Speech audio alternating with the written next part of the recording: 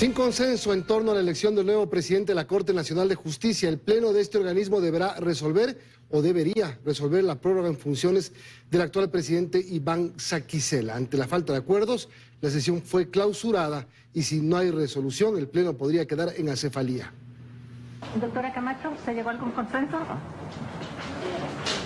Gracias. En vista de que por el momento no existen condiciones para elegir a presidente de la Corte Nacional de Justicia, se ha agotado este punto y clausuro la sesión. Buenas tardes.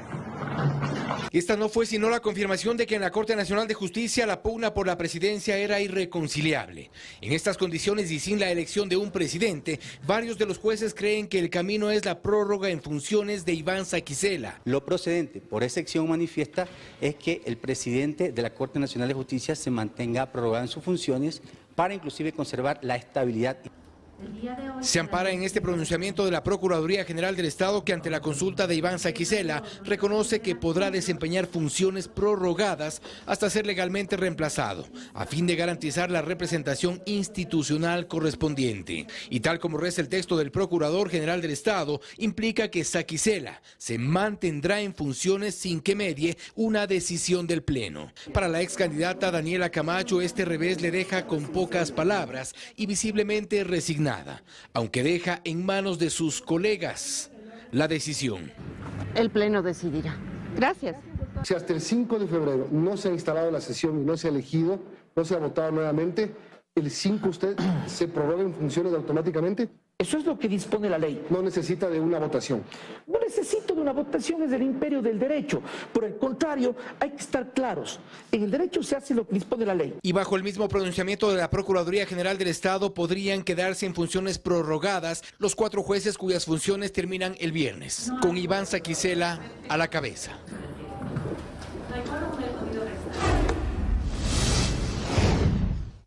Y en la Asamblea Nacional analizan los posibles escenarios que tiene el gobierno, el veto y el Ministerio de la Ley. Entre los legisladores no se descarta el archivo del proyecto que plantea aumentar el IVA. Este jueves el Pleno de la Asamblea tramitó en primer debate el 4º proyecto de ley económico urgente que envió el presidente al Legislativo. En este primer texto, la Comisión de Régimen Económico reduce 6 meses el tiempo para la investigación de los delitos patrimoniales y elimina la necesidad de que exista una sentencia condenatoria ejecutoriada previa para que los bienes o activos pasen a manos del Estado. Siempre que la Asamblea Nacional otorgue una ley que permita decomisar eficazmente dichos bienes, sin esperar una sentencia previa ejecutoriada, en un proceso que podría demorar mucho más que 4 años. La propuesta en el debate contó con el respaldo de las diferentes bancadas. Con la sola puesta en vigencia de esta ley, el Estado podría disponer de al menos 110 millones de dólares que han sido incautados hasta el momento a las organizaciones delictivas. La ley actual no cumple su objetivo y por eso es que es necesario en este momento darle al país la certeza que esta bancada va a luchar contra la criminalidad. Lo que sí, hubo reparos en los requisitos para que se ejecute la extinción de dominio. Temen que pueda darse más adelante la inconstitucionalidad de la ley. Que no es procedente aplicar la acción de extinción de dominio en cualquier delito, sin que primero se haya declarado la culpabilidad de la persona mediante sentencia previa. La presidenta de la Comisión de Desarrollo Económico expuso además los cambios fundamentales en la contratación pública, pues también reforma dicha ley. Esto terminará con la manipulación y el monopolio que ciertas entidades contratantes tenían con uno o varios proveedores. La reforma comprende además la simplificación de los contratos en materia de seguridad interna y externa, la prevención de delitos económicos y la corrupción en la suscripción de contratos con el Estado. Los aportes recogidos en este debate serán procesados este mismo viernes en la comisión. El Ecuador debería tomar al menos 4 medidas económicas para evitar llevarse por delante el propio sistema monetario. Así lo dice Cordes. El país está al borde del precipicio, aseguran. En una rueda de prensa a la que llamaron atípica, 4 economistas de Cordes encendieron las alarmas respecto a la economía del país. Aseguran que la permanente estrechez fiscal ha llevado al Ecuador al borde del precipicio. La pobreza en el Ecuador empeorará.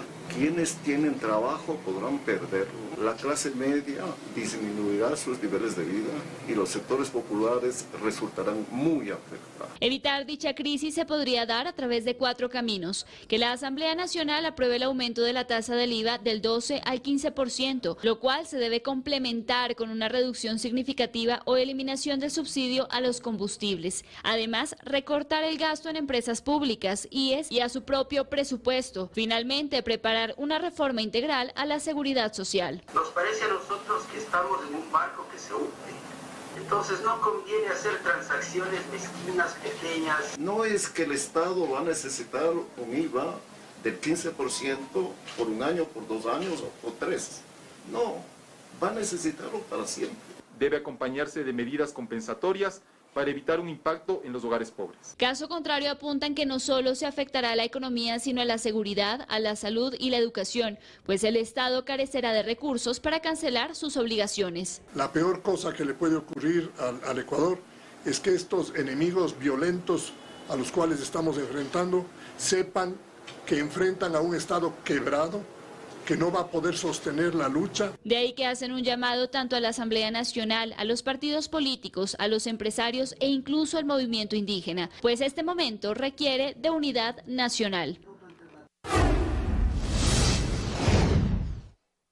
El viceministro de Gobierno Esteban Torres aseguró que el COE Nacional no definirá si se realizan o cancelan los eventos masivos.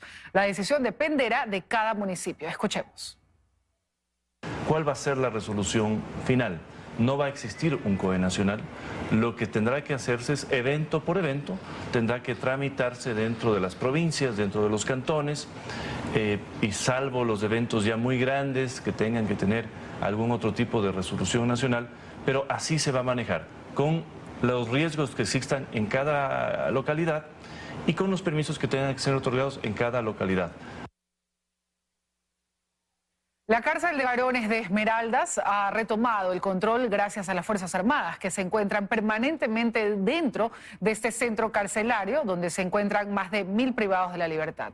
Un equipo de 24 horas ingresó a esta cárcel y para evidenciar las actividades físicas y cívicas que realizan los PPL.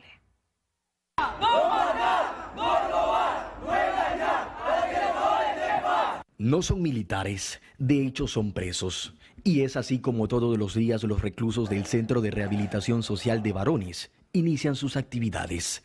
Limpiezas de celdas, mantenimiento de instalaciones, preparación física, cánticos y frases referentes a la práctica de valores. Junto a nuestro equipo de 24 horas y en compañía de un amplio contingente de militares, ingresamos a este centro carcelario, donde pudimos evidenciar que los privados de la libertad reciben instrucción física y capacitaciones educativas. Se le está enseñando valores en el momento de vivar, ¿qué prometéis a la patria? Ellos responden: no matar, no engañar, no robar. En los pabellones que están divididos en 3 partes, pudimos constatar cómo estos reclusos se mantienen permanentemente en preparación ininterrumpida mientras son supervisados por los militares. Según el jefe de la Fuerza de Tarea Conjunta, relata que continúan en la búsqueda de caletas, donde podrían encontrarse aún teléfonos celulares o armamento. Hemos encontrado alrededor de 3 fusiles de largo alcance, una decena de armas entre pistolas, revólveres, más o menos hemos encontrado alrededor de 1000 municiones, sustancias sujetas a fiscalización y explosivos. Actualmente en este centro de reclusión se encuentran más de 1.400 personas privadas de la libertad y un amplio contingente de policías y militares quienes tienen el control de este centro carcelario. Nuestro noticiero pudo acceder a una entrevista con un privado de la libertad, a quien se le atribuyen los delitos de extorsión y robo. En todo este tiempo, él asegura haber recapacitado y anhela pronto reincorporarse a la sociedad. Dándome consecuencias y no me quedo. Hasta ahorita me siento bien porque no me he portado mal ni me han tratado mal. No estoy golpeado, estoy enterito. Las Fuerzas Armadas lo que vinieron fue a poner el orden. Y esperamos que muy pronto volvamos a formar parte de la sociedad. Anteriormente, desde este centro carcelario se ordenaban asesinatos, extorsiones y la quema de vehículos en la ciudad. Ahora la ola de criminalidad ha disminuido al 72%, pero la pregunta que todos los habitantes hacen es: ¿cuánto tiempo durará esta calma?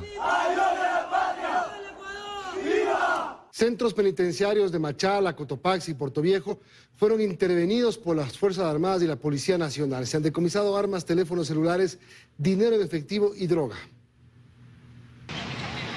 En el Centro de Privación de Libertad número 1 de El Oro, más conocida como la cárcel de Machala, las fuerzas del orden encontraron varias caletas ocultas en paredes, suelo, techo y bodegas, logrando el decomiso de más de 40 celulares, más de $6.000 en efectivo, joyas, relojes, más de 40 sobres de marihuana y otros objetos prohibidos. Y por más de 8 horas, alrededor de 1.000 uniformados entre militares y policías realizaron un allanamiento en la cárcel El Rodeo de Puerto Viejo, en la provincia de Manabí. Aquí se encontraron armas blancas, equipos electrónicos, sustancias catalogadas sujetas a fiscalización, televisores, electrodomésticos e incluso mascotas.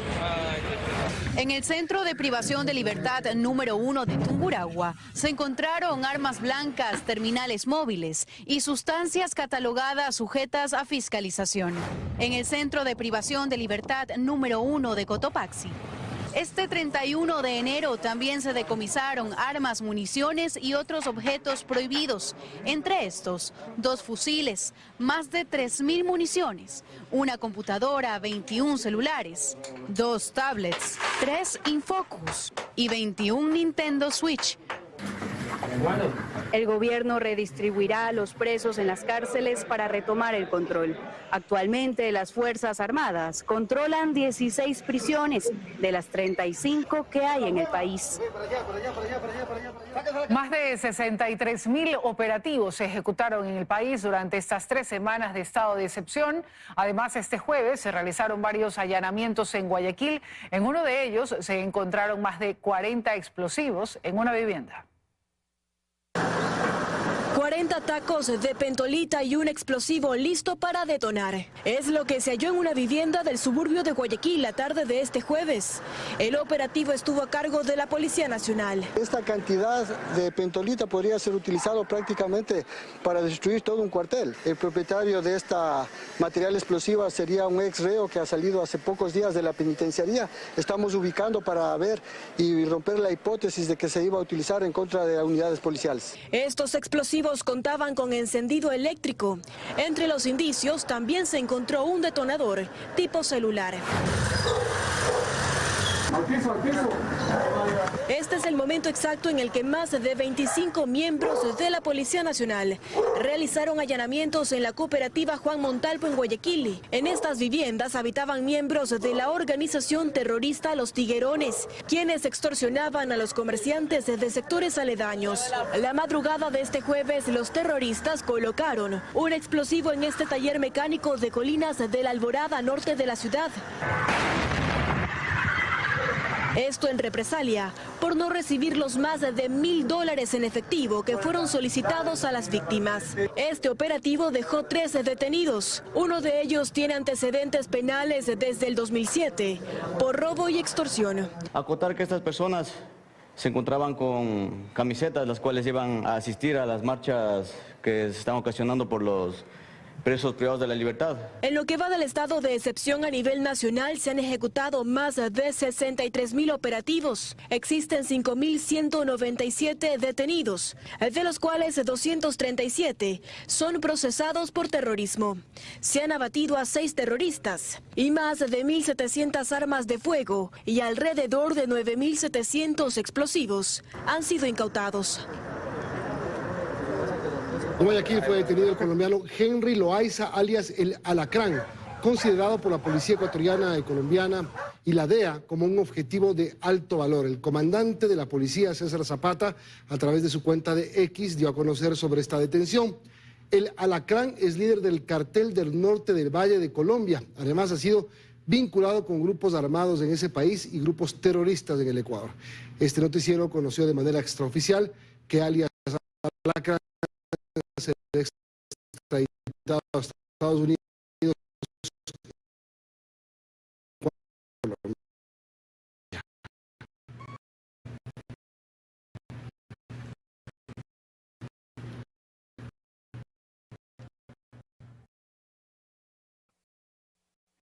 El presidente Daniel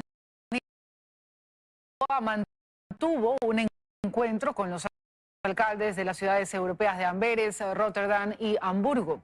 En ella se ubican los puertos más importantes a donde llega un alto porcentaje de droga. Daniel Novo decidió postergar en estos dos fundamentales. La Comisión Europea juega un rol primordial en el comercio, intercambio cultural, y esperamos también en tema de acciones de defensa conjunta.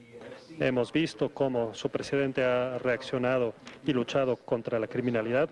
Es por eso que creemos que es importante venir ahora y decir que no vamos a dar nuestra espalda hacia Ecuador y la gente de Ecuador, que sus problemas es nuestro problema en la consumición de droga. Efectivamente, las drogas son un problema compartido, pues según el informe global 2023 de la Oficina de las Naciones Unidas contra la Droga y el Delito, el 25% del alcaloide que llega hasta los puertos de esas ciudades es de origen ecuatoriano. Y mejorar nuestras capacidades de prevención, control y castigo, orientados a frenar la contaminación de drogas, de las embarcaciones que salen con productos de exportación de nuestro país. Los 3 mayores puertos de Europa, más de 500,000 de consumidores directos. Tenemos el problema de que el crimen internacional está en nuestras ciudades. Es un tema impresionante que es difícil de resolver por un solo país. Además, se firmó un memorándum de entendimiento sobre cooperación en aduanas, pero el apoyo de estas ciudades no solo llegará en materia de seguridad, también se abordó la posibilidad de generar empleo para jóvenes ecuatorianos. Podría haber un gran potencial de intercambio de estudiantes, porque hay falta de fuerza de trabajo en los países europeos. Delegados de Bélgica, Países Bajos y Alemania que llegaron junto a esta comitiva también mantendrán reuniones con el sector privado. Seguimos. Desde hoy se incrementan las tarifas aeroportuarias de la terminal aérea de Guayaquil, mientras que para Quito en los próximos días se anunciará el porcentaje del aumento.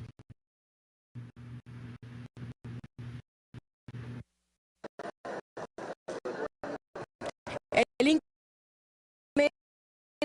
del 2,98% en el valor de las tasas aeroportuarias de la terminal aérea de Guayaquil es tanto para los pasajeros como para las aerolíneas y varía si se trata de vuelos nacionales o internacionales.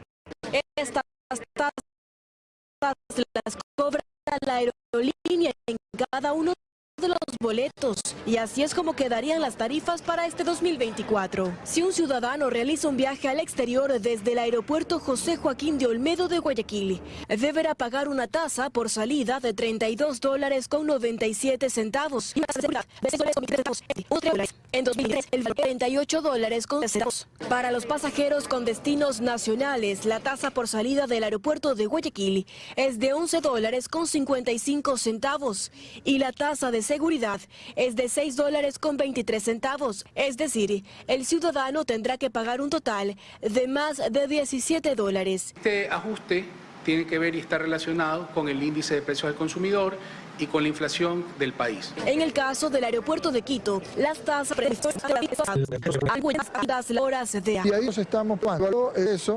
En el aeropuerto de Tosersan con 3 aleatorios a los vehículos a la terminal aérea.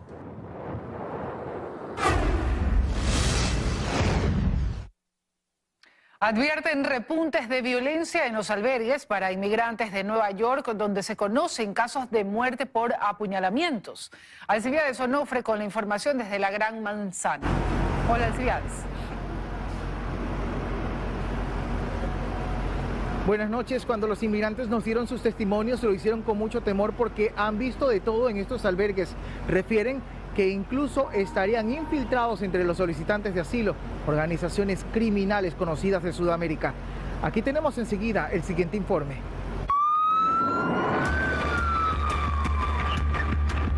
A ver, vi tráfico de drogas, incluso veía cómo usaban adentro cuchillos y todo. José se estremecía mientras hablaba de lo que vio en el sitio donde pensaba que estaría protegido como un inmigrante más, en los albergues de Nueva York.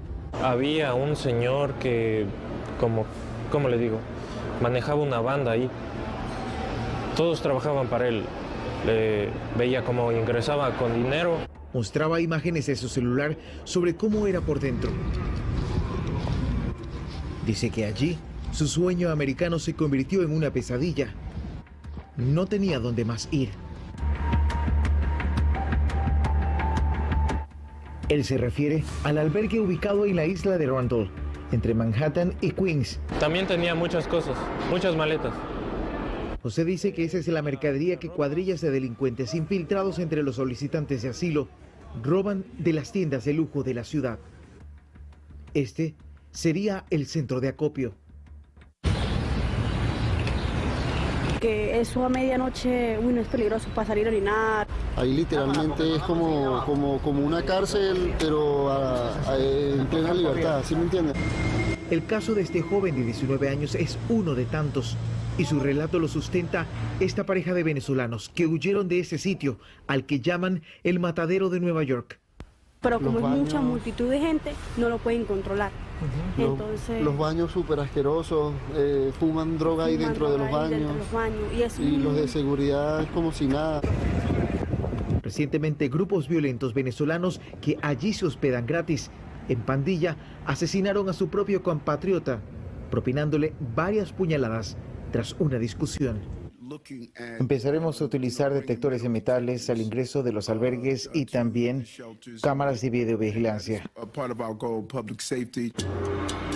Retomando la historia de José, huyó de ese sitio porque intentaron abusar sexualmente de él. Y ante la impunidad que vivió, teme que cualquier cosa le pueda ocurrir a niños y mujeres que allí se hospedan si no se empiezan a investigar a los grupos criminales detrás del terror del albergue de Randall Island. Y ante estos hechos violentos, las autoridades de Nueva York han dicho que van a implementar la colocación de arcos detectores de metal al ingreso de estos establecimientos. Hasta aquí nuestro informe, seguimos con más en 24 horas.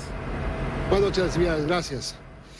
A propósito, la Cancillería realizó un nuevo acercamiento con el gobierno de los Estados Unidos para la aplicación del estatus de protección temporal, el TPS, para ecuatorianos indocumentados. Autoridades de ambos países acordaron seguir implementando acciones en materia migratoria. A través de esta reunión, el Estado ecuatoriano dio un paso más hacia la aplicación del estatus de protección temporal para los compatriotas que residen en los Estados Unidos de forma irregular. El encuentro se desarrolló este miércoles en la Cancillería de la República, entre el viceministro de Movilidad Humana, Alejandro Dávalos, y el ministro consejero de la Embajada de Estados Unidos en Ecuador, Lawrence Petroni. Allí acordaron seguir implementando acciones en materia migratoria enfocadas en consolidar y facilitar programas de migración circular, así como difundir y ampliar alternativas de migración segura para ecuatorianos. Este acercamiento se dio 9 días después de que Ecuador presentó a través de este documento formalmente su pedido. Para que puedan acceder a un certificado que les permita trabajar. Esto se da de forma temporal. Para que los Estados Unidos acepten esta solicitud, se expuso que actualmente el país atraviesa por una escalada de violencia en medio de una lucha contra bandas narcoterroristas transnacionales. Este estatus no se puede activar cualquier momento, tiene que el país estar bajo cierta situación. Este acuerdo no tiene muchos países en el mundo. En América tiene Venezuela, tiene Honduras, tiene Nicaragua y tiene El Salvador. Se calcula que aproximadamente 1.100.000 ecuatorianos residen de forma irregular en los Estados Unidos. De ser aceptada la solicitud, cada ciudadano debería realizar de forma personal el trámite. El gobierno del Ecuador confía en que la administración del presidente Joe Biden acogerá positivamente este pedido como una nueva muestra de los fuertes y sólidos lazos de cooperación y amistad entre ambos países. Seguimos con más información. Febrero es el último mes para que los trabajadores que estén bajo relación de dependencia realicen el registro de sus cargas familiares y con ello accedan a la rebaja del impuesto a la renta. Expertos explican que en caso de incumplir con plazos tributarios habrá multas económicas. Si mensualmente su salario supera los $991, esta información es de su interés, pues usted debe estar al día con obligaciones tributarias. Una de ellas, el registro de cargas familiares, el mismo que obligatoriamente debe ser realizado de forma digital. Específicamente debe ingresar a www.sri.gov.es. Dar clic en SRI en línea. Entre todos los anexos se debe elegir el de gastos personales y ahí presionar en registro de cargas personales a partir del periodo 2023. Y a posterior, debe ingresar a los datos que automáticamente se conectan con el registro civil. Es decir, en este año 2024 el registro yo lo debería hacer hasta el 29 de febrero de 2024. Ahora bien, si por distintos motivos no logró cumplir con este requerimiento, lo que ocurre es que el impuesto a la renta será calculado por la empresa donde labora, pero sin considerar las cargas. La normativa tributaria nos permite que se pueda entregar al empleador en el mes de junio y de septiembre otra vez la proyección de gastos personales. Según la normativa vigente, se consideran cargas familiares a padres con una carta de consentimiento, cónyuges o parejas en unión de hecho, hijos hasta los 21 años o con discapacidad hasta cualquier edad. En este sentido, la experta Janet Jara explica que los trabajadores que estén bajo relación de dependencia que registren sus cargas familiares en el portal del SRI y cumpliendo los plazos, podrán acceder a la rebaja del impuesto a la renta. Si yo tengo 0 cargas familiares, voy a poderme calcular 7 canastas básicas. Si yo tengo una carga, voy a poder usar 9 canastas. Si yo tengo 2 cargas, 11 canastas. Si yo tengo 3 cargas, 14 canastas. En caso de incumplir con los plazos o cometer cualquier tipo de contravención tributaria, la multa puede ir desde los $30 hasta los $60. La Agencia Nacional de Tránsito permitirá que conductores circulen con licencias caducadas siempre que demuestren que están en proceso de renovarla. La decisión se toma luego de que la entidad reportara problemas con el stock de material para la impresión de licencias.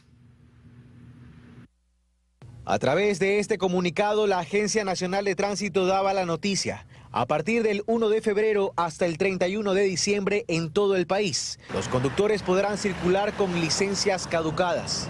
Pero, ¿por qué? La directora ejecutiva de la entidad toma esta decisión luego de que el pasado 29 de enero la Dirección Administrativa le informó sobre problemas con el stock de PVC, es decir, el material sobre el que se imprime el documento. Un día después, el 30 de enero, desde otras direcciones se informa sobre el número de turnos agendados y pendientes de renovar, comunicando que 7 de cada 10 pertenecen a conductores cuya licencia está caducada o próxima a caducar, y apenas 3 de cada 10 son turnos para la obtención del documento por primera vez. El número de licencias de conducir caducadas y que no han sido renovadas asciende a 786,000 licencias. Tenemos agendados turnos entre febrero y abril del presente año únicamente para 132,000 turnos. Tenemos efectivamente ya algunos meses en donde tenemos ocupado toda la programación, entonces no van a encontrar turnos. Frente a un problema similar por más de una ocasión durante el gobierno anterior, se extendió la vigencia de las licencias de conducir y de las cédulas, en medio de duros cuestionamientos sobre el deterioro de los servicios públicos. Cuando ingresamos con esta nueva administración, no contamos con suficiente stock, según nuestra proyección, para poder atender a todos los requerimientos. Hemos generado todos los procesos de contratación. La entidad ha fijado condiciones para circular con el documento caducado. Se lo podrá hacer siempre que los conductores lleven consigo el turno impreso para la renovación junto con la licencia vencida, o en su defecto, la denuncia colocada en el caso de que el documento haya sido perdido o robado. Si incumple esta disposición, será multado con $230, la mitad de un salario básico, y se le restarán 9 puntos en su licencia.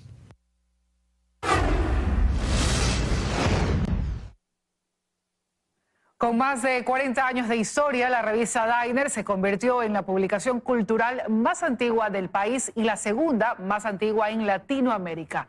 Este mes, la publicación lanzó su edición número 500.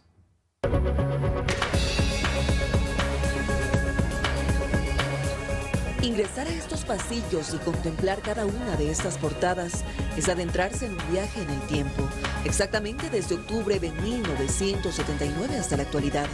Personajes y sucesos que han marcado 4 décadas de arte, literatura, política y tecnología. Esencia fundamental que han permitido a la revista Mundo Diners lanzar su edición número 500. Los 500 números son un testimonio de compromiso de Mundo Diners, con la excelencia y su habilidad para mantenerse relevante y vital en un mundo en constante cambio. Es un proceso primero de edición del texto, trabajar con el colaborador el texto, pulirlo para que quede lo más perfecto posible para el lector, que sea amigable. Nosotros siempre buscamos que los textos de la revista Mundo Diners, en el impreso o en el digital, sean amigables. De este evento participaron directivos, colaboradores e invitados, quienes celebraron este proyecto que abrió sus puertas desde hace 44 años y que desde ahí centró sus esfuerzos en hacer posible lo imposible, en ahondar diversos temas desde la realidad, pero sobre todo se ha enfocado en dar espacios a escritores y artistas con estilos y esencias únicas. La revista reúne una serie de firmas que han marcado el periodismo narrativo y el periodismo de viajes. Tenemos Pablo Cuy, el propio Pájaro Febres Cordero, y tenemos nuevos colaboradores que están haciendo escuela. O sea, somos el mix ideal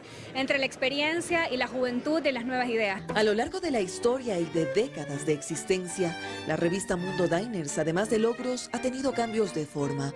Y eso exactamente lo sabe Francisco Valdivieso. Es quien imprimió la edición 1 y aunque hoy explica ya se adaptó al mundo digital, continúa manteniendo su identidad, su ADN. Bueno, la edición 1 era otro mundo hace 44 años, igual, pero el afán, el cariño que tenemos a la revista es el mismo.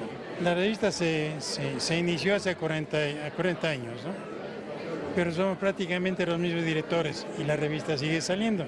Fue una pandemia que no la opacó. Diversas crisis políticas y sociales que, al contrario, la han fortalecido hasta ser lo que actualmente es. Se ha consolidado a su público a tal punto que ampliaron su cartera de contenidos para incluir no solo lo cultural, sino también temas sobre género, ambiente, moda, gastronomía y deporte.